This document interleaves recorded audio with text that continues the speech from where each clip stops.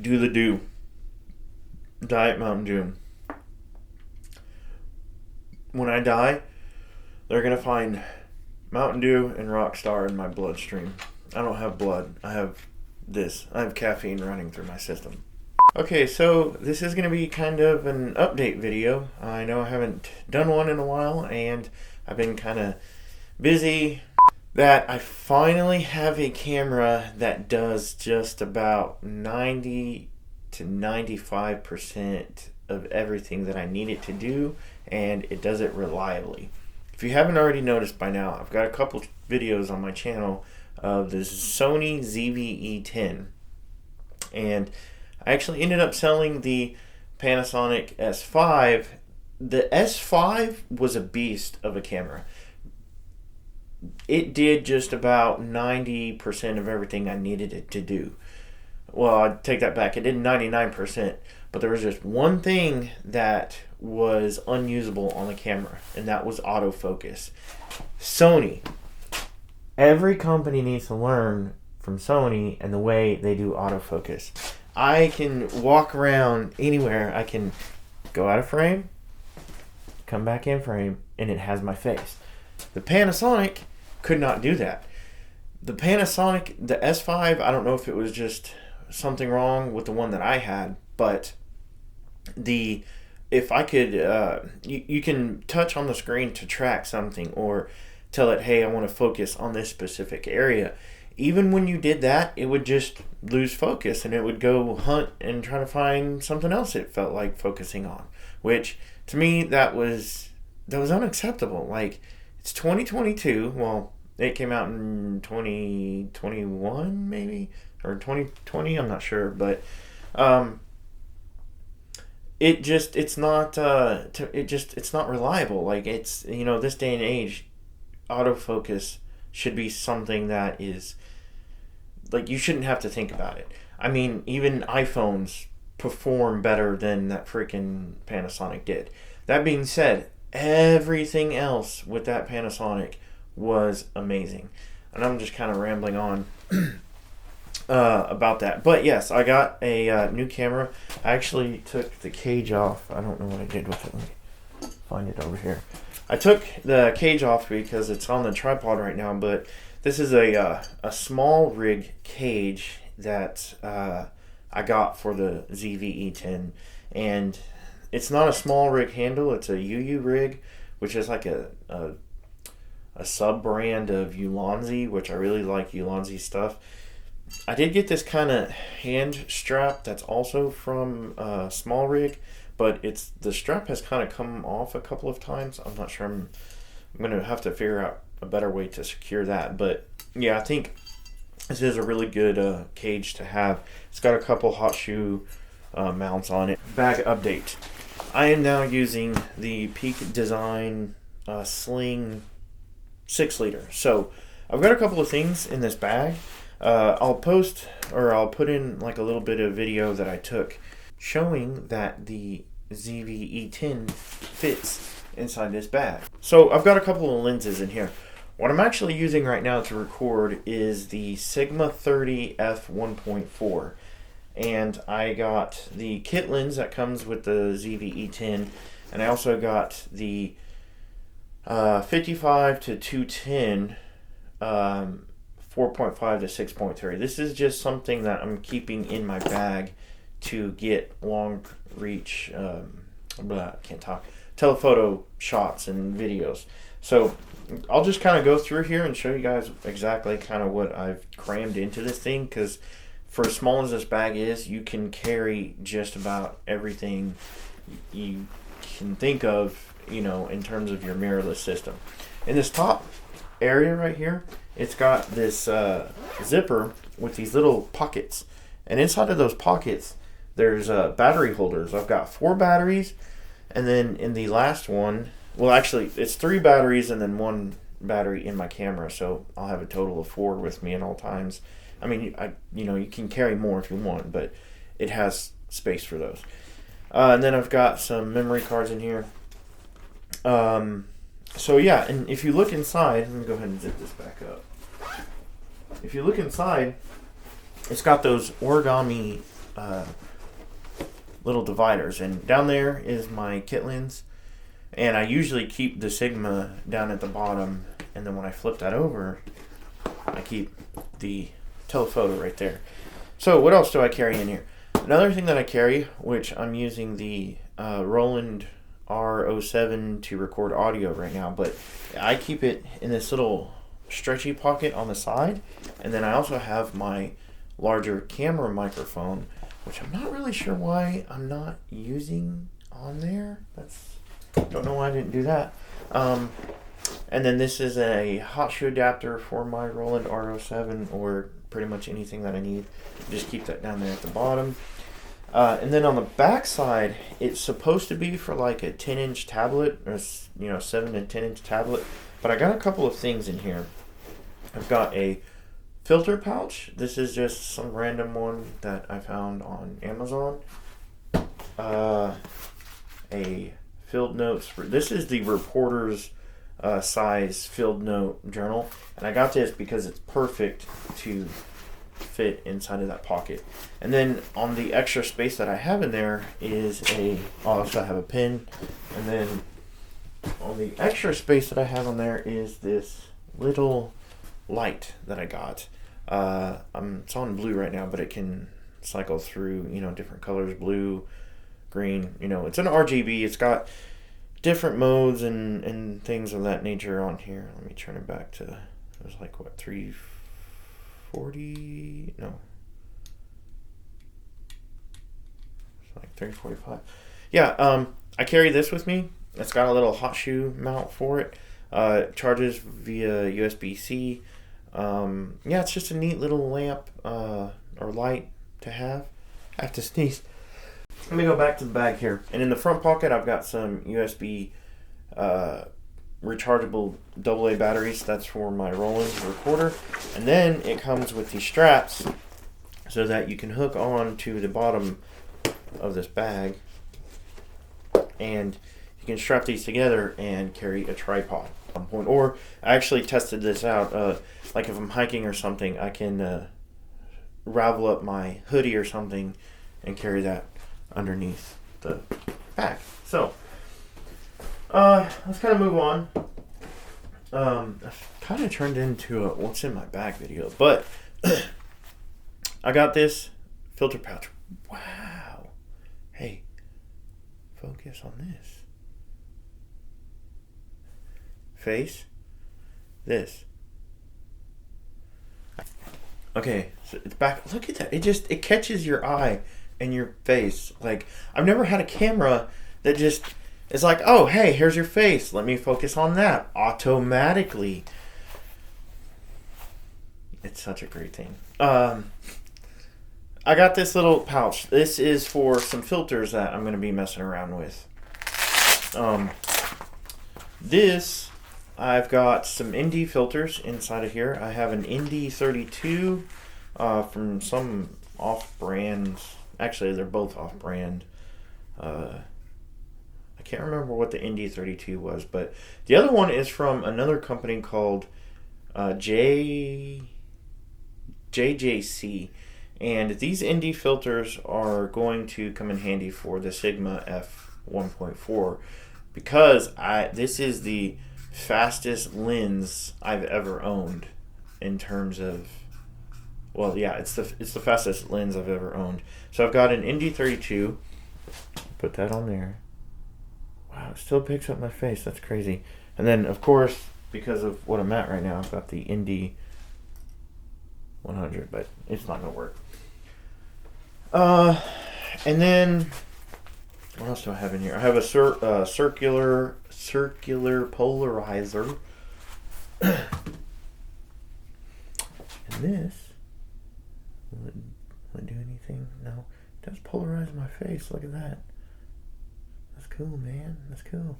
I'm just kind of playing around here. So, one of the reasons I got this, other than to obviously carry lenses, was because I wanted to play around with the mist filters and the diffusion filters that have recently come to popularity over YouTube. The problem is I did not want to spend $80 on a decent quality filter, because it was one of those ones where people were saying like, yeah, the $40 one works, but if you're going to buy one, buy the $80 one because it looks better. Or what you could do is buy a $5 clear filter and paint it yourself or diffuse it yourself. And that's exactly what I did. I actually bought 2 of these clear filters that were $5 a piece, so I was out 8. I can't math either. I can't talk. I can't math. Apparently, I just don't know how to do anything. And I've got these 2 filters. This one has a step-down ring on it to go onto the kit lens. And these are both Tiffin filters. And I actually used 2 different kinds of paint. And which the funny part about this is that the paint actually cost more than those clear filters did. What happened to the prices of paint? I don't understand. Anyway, it's a Color Max. Is it gonna focus? Yeah, look at that. That is just amazing. So this is some Krylon. This is a gloss black paint, and this is the one that most people said to go with. A lot of people use like hairspray or like a clear coat, and they just kind of, what they do is they spray the air and then you wipe the lens through the air to catch the particles that are falling. I got an idea of the metallic gold paint. Is it going to focus?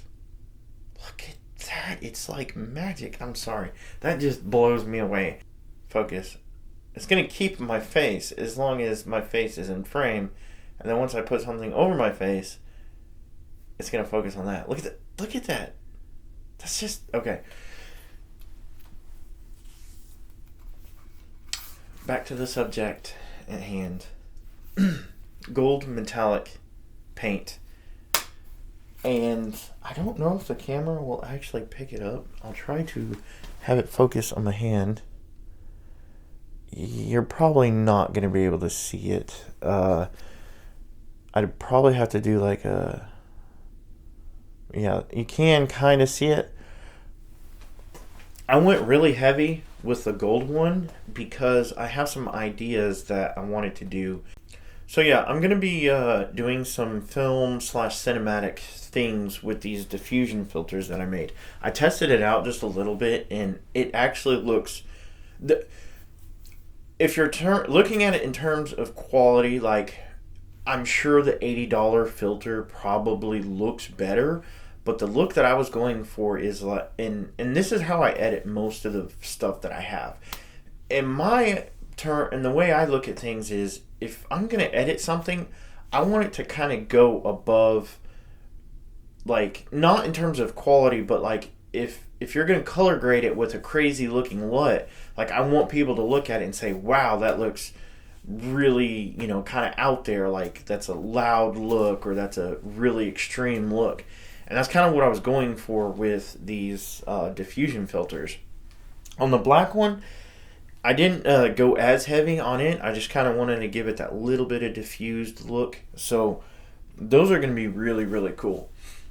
I'm just really excited to share some of this stuff with you guys. So we went on a couple different trips.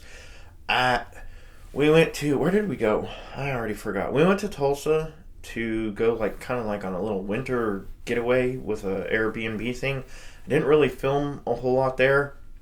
I'll put in some slow motion clips that I got with the ZV-E10, which they actually look really, really cool. What else? Where else did we go? We went to Tulsa, Fort Worth Stockyards. We were just kind of looking at the, random stuff around there. I feel like we went somewhere else, but I can't remember. I'll put in, different clips and places that we went. But all of that together, it wasn't quite enough, or I didn't film enough to actually get a video's worth of, something to show you guys. So I'll just kind of put it in this this video here. It's been a while since I've done an update video and actually shown myself on camera, because I've been doing some stuff with some tools, because all the tools that I had were all old and broken and janky, and I've kind of been trying to get that stuff built up a little bit. So a couple of years ago, I kept telling people I had a couple videos coming out that I was working on. I still have those assets and the recordings for all of those videos. The problem is it takes time for those that I want to do. It takes time for those that I want to do. Why is my speech so terrible when I get in front of a camera? It was basically just a bunch of ASMR / relaxation, ambient, soundscape type videos. I don't know if I'm going to actually do those anymore or not. If I do, it's because I've gotten a great deal of time. Used to, I could just, sit down and record, and if it was crap, I'd just do it and over and over and over. So a lot of the recording that I do takes a little bit more planning, and that's why it's taken me so long to find a good camera system that just works. One of the problems, that I had with, the Olympus that I had, the OMD EM10, that was a fantastic camera. The focus was just marginally better than the Panasonic was, and it didn't have a mic jack. I have to have a mic jack because, except for times like this when I can sync up the audio and post, there's a lot of times where I don't want to deal with that. I've got a good camera system, in my opinion, now. It all fits into this nice little bag where if I go on a hike, if I go, to just do random stuff, I can throw just about everything I need into this bag and have everything that I think I could want or do with all of the videos that I've ever done. And I think that's a really good thing that I've just now gotten to. I know it's taken some trial and error because I'm not like a huge YouTuber or anything. So I've just now got up to like 750 subscribers, which people like and subscribe if you like my content, because apparently you're supposed to say that. I'm also going to try and work on an intro. Some people say I need to have it.